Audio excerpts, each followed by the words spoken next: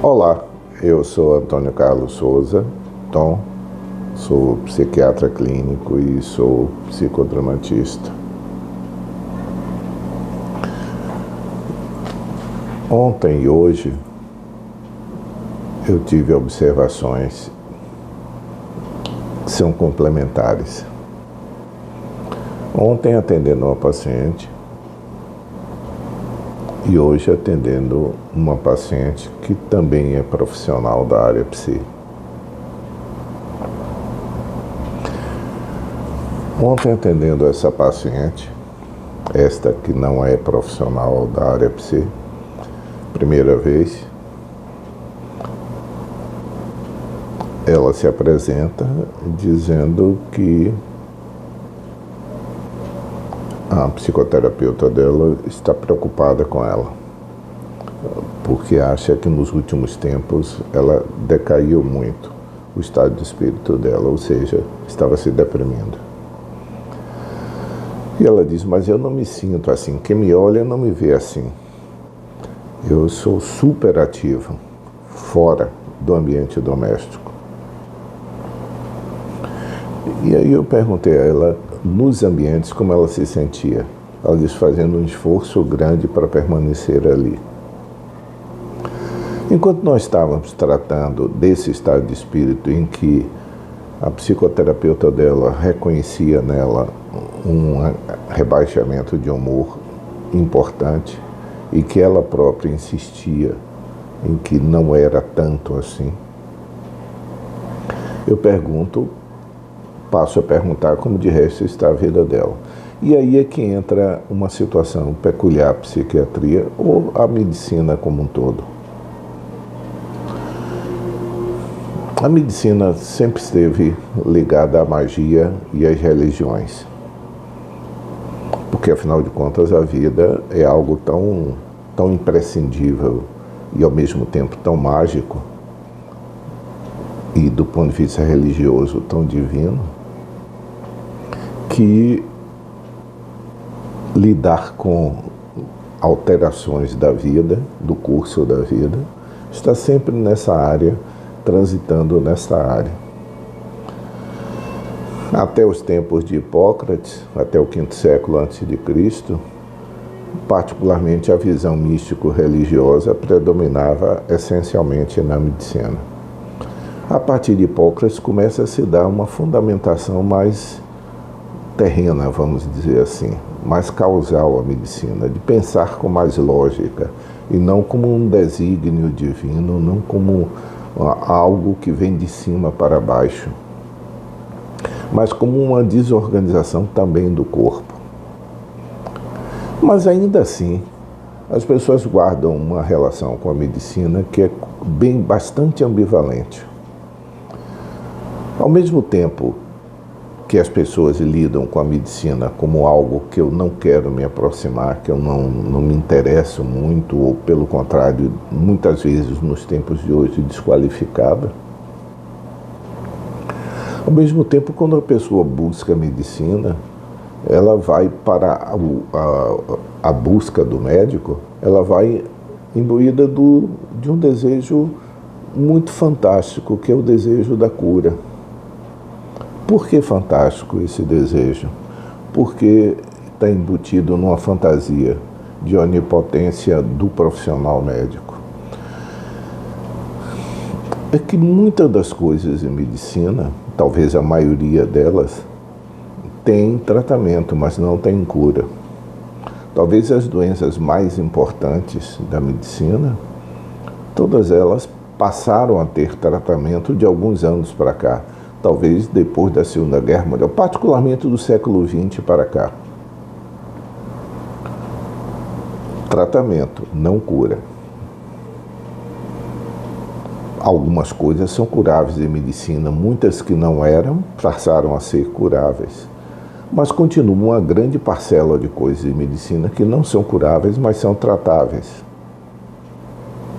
Mas continua havendo na medicina situações patológicas, situações de doença, que nem tratáveis são. Elas só podem ser, vamos dizer assim, redução de danos. ajudar a pessoa a suportar aquilo. Em psiquiatria, eu diria que nós praticamente não temos nada que possa ser curado definitivamente em psiquiatria. O que nós passamos a ter, e no caso da psiquiatria, que é bem mais recente do que o resto da medicina, particularmente da década de 50 para cá, é que os tratamentos começaram a ter uma efetividade sobre a sintomatologia e o curso das patologias psiquiátricas.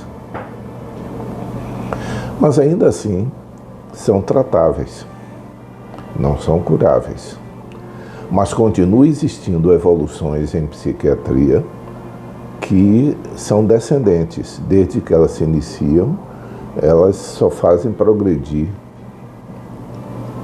de uma forma, na realidade, o progredir é uma palavra curiosa para usar nesse sentido.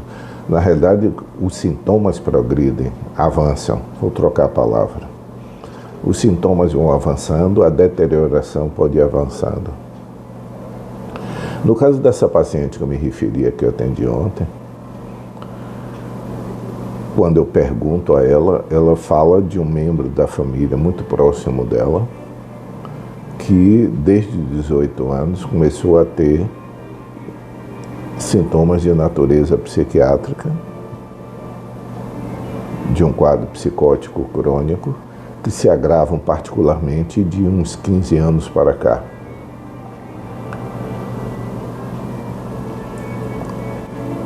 O quadro ele vai progredindo de uma forma, vai passando de tempo e piorando significativamente.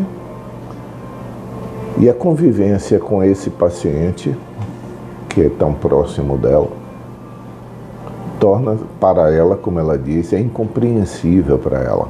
Ela não consegue entender a linguagem que o paciente usa. O paciente está no estado psicótico. Ela não consegue entender. E essa revolta íntima dela é um embate contínuo quando ela está em casa. Não é estranho que ela tenha uma vida externa tão intensa, já que permanecer em casa é tão doloroso, ela tem que sair. Mas por que eu estou trazendo aqui?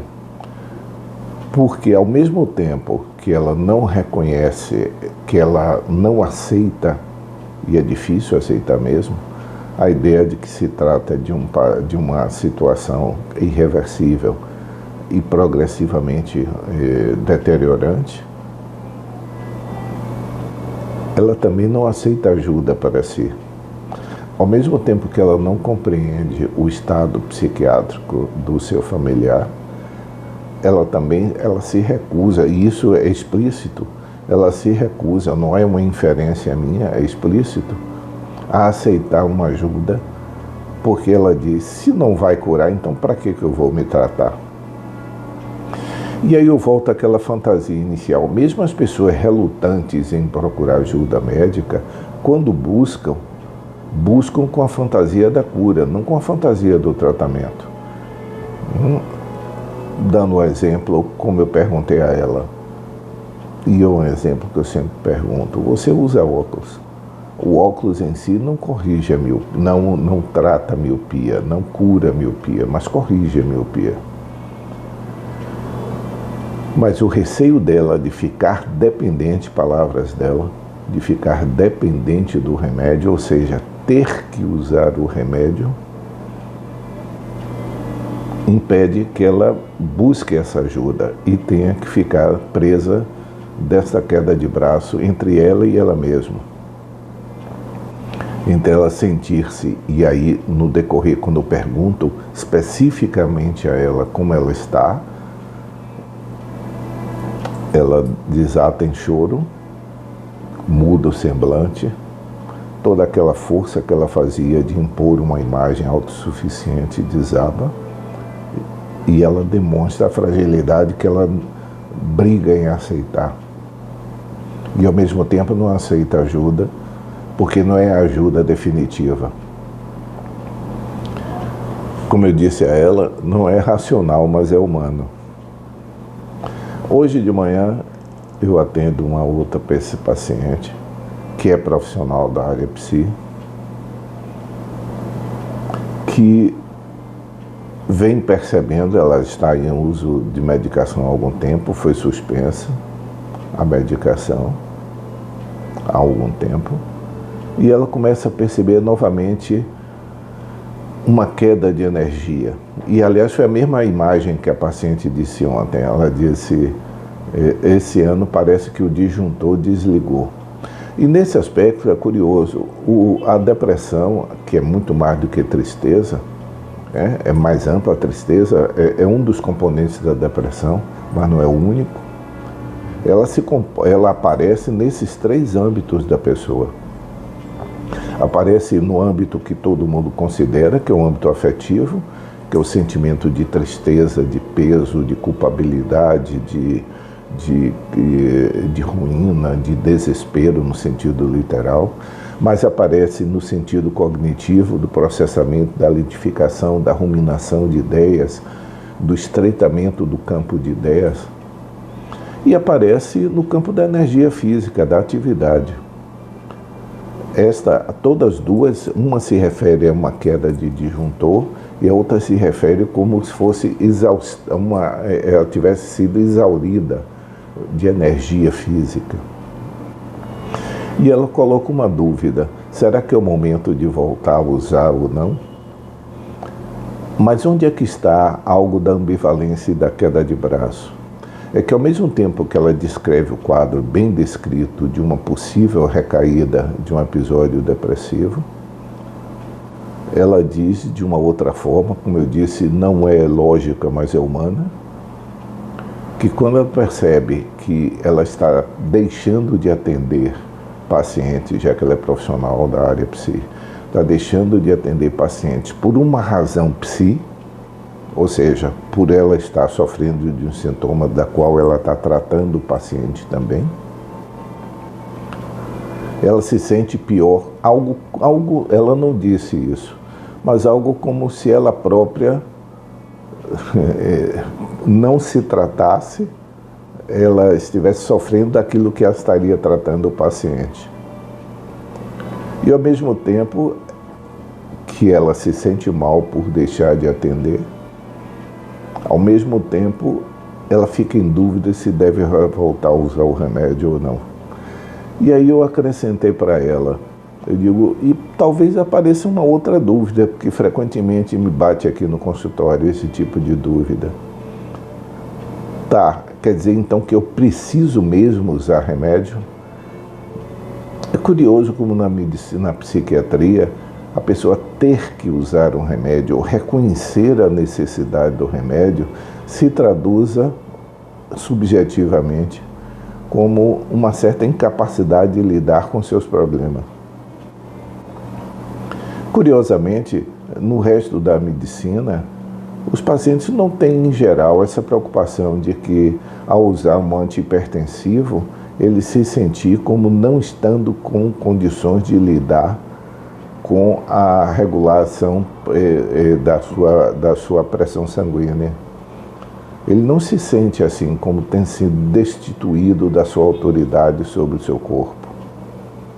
No entanto, em relação à psiquiatria, muitas vezes esse reconhecimento racional de que o remédio é útil e efetivo se traduz na prática por um sentimento de destituição da autoridade sobre si.